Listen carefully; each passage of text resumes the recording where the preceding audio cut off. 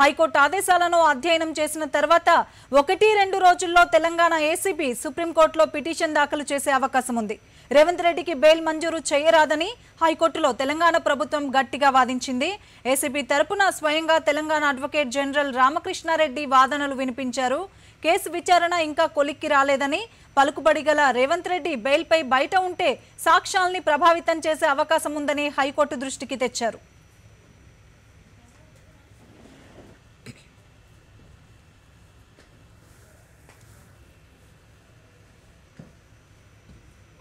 తెలంగాణ ఆంధ్రప్రదేశ్లకు సంబంధించి రేవంత్ రెడ్డి కేసు విషయంలో bail ఇవ్వడాన్ని ACB సుప్రీంకోర్టులో ఛాలెంజ్ చేయబోతున్నాం. సుప్రీంకోర్టులో ఇంతకు ముందు కేసుల్లో ఇలాంటి అత్యంత విలువైన కేసులు, అత్యంత ప్రమాదకరమైన ముద్దాయిలు ఇన్వాల్వ్ అయిన ప్రభుత్వాన్ని కూల్చే విధంగా ఏవైతే కుట్రలు జరిగినాయో దానికి సంబంధించిన కేసుల్లో పూర్తి స్థాయి విచారణ పూర్తయ్యేంత వరకు కూడా ముద్దాయిలకు బెయిల్ ఇవ్వకూడదు అని నిర్ణయాన్ని సుప్రీంకోర్టు ఎన్నోసార్లు పునరుద్ఘాటించిన విషయాన్ని స్పష్టం చేస్తూ ఆ కేసులను ఉటంకిస్తూ ఈ కేసులో కూడా ఏసీబీ అవినీతి నిరోధక శాఖ తెలంగాణ రేవంత్ రెడ్డి బెయిల్ విషయంలో సుప్రీంకోర్టులో బెయిల్ పిటిషన్ రద్దు చేయడానికి పిటిషన్ దాఖలు చేయడానికి ఉద్యుక్తమైంది. పిటిషన్ దాఖలు చేస్తున్నామని ప్రకటిస్తున్నాం. ఇందులో జరిగిన అవినీతిని పూర్తి స్థాయిలో బయటికి తీసుకురావడానికి బాస్ అనే వ్యక్తి ఎవరైతే ఉన్నారో ఆ వ్యక్తి ఇంకా పూర్తిగా బయటికి రాకుండానే ముద్దాయిలు బయటికి వస్తే విచారణ హ్యాంపర్ అవుతుంది, విచారణను అడ్డుకునే విధంగా ఉంది. ఇక్కడ న్యాయం జరగకపోవచ్చు.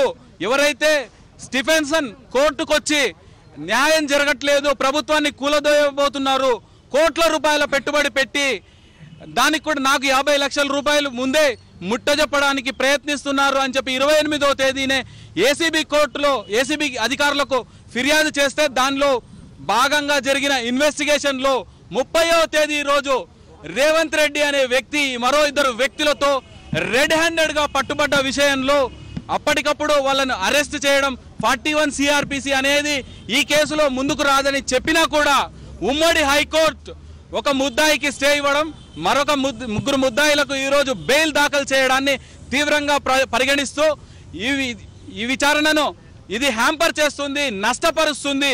దీని వెనుక ఉన్న అసలు ఉద్దేశం మరుగున పడే ప్రమాదం ఉంది. ఆ తీవ్రతను తగ్గించినట్టు అవుతుంది.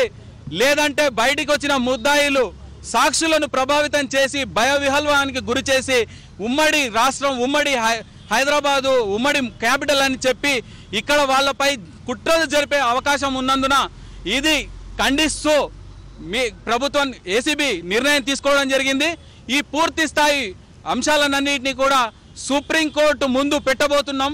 సుప్రీంకోర్టులో అవినీతి నిరోధక శాఖ తెలంగాణ పిటిషన్ దాఖలు చేయనున్నది.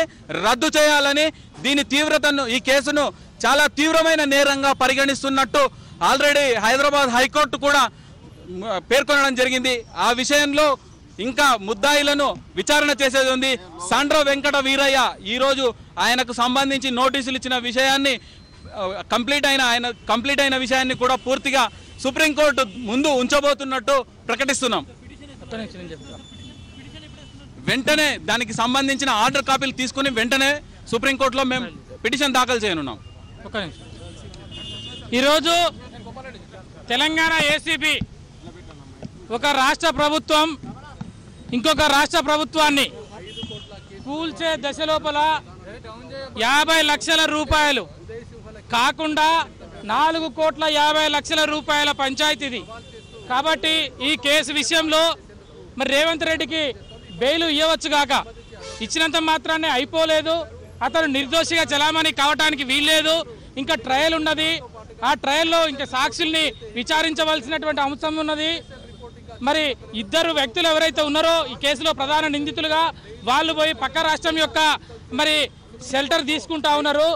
మరి పక్క రాష్ట్ర ప్రభుత్వం యొక్క పాత్ర ఏంది, ఆ ప్రభుత్వం ఏసీబీకి మరి వాళ్ళని ముందుకు తీసుకొస్తుందా తీసుకురాదా ఇత్యాది అంశాలన్నీ కూడా పెండింగ్లో ఉన్నాయి. కాబట్టి మరి వెంటనే తెలంగాణ ఏసీబీ ఈ లక్షల కోట్ల రూపాయల ఇన్వాల్వ్ అయినటువంటి కేసులో బెయిల్ ఏదైతే వచ్చిందో ఆ బెయిల్ని ఛాలెంజ్ చేస్తూ త్వరలోనే సుప్రీంకోర్టులో ఆ బెయిల్ రద్దుకి తెలంగాణ ఏసీబీ పిటిషన్ ఫైల్ చేయడానికి ముందుకు పోతా ఉన్నాం.